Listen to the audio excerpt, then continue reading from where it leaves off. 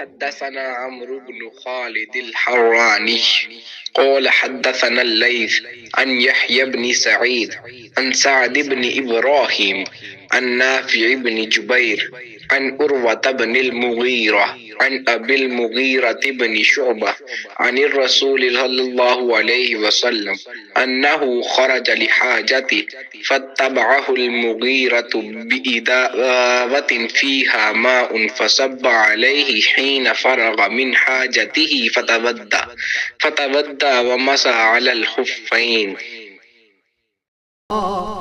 اس امت گمراہ کا تیرے سوا کوئی نہیں، یا رحمت للعالمین الہام جامع ہے تیرا۔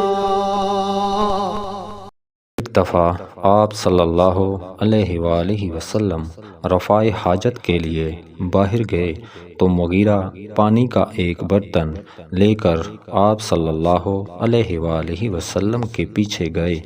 جب آپ صلی اللہ علیہ وآلہ وسلم قضائے حاجت سے فارغ ہو گئے تو مغیرہ نے آپ صلی اللہ علیہ وآلہ وسلم کو وضو کراتے ہوئے آپ صلی اللہ علیہ وآلہ وسلم کے اعضائے مبارکہ پر پانی ڈالا۔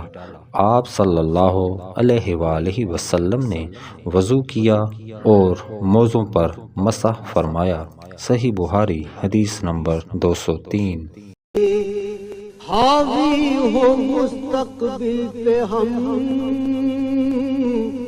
ماضی سا ہم کو حال دے، دعویٰ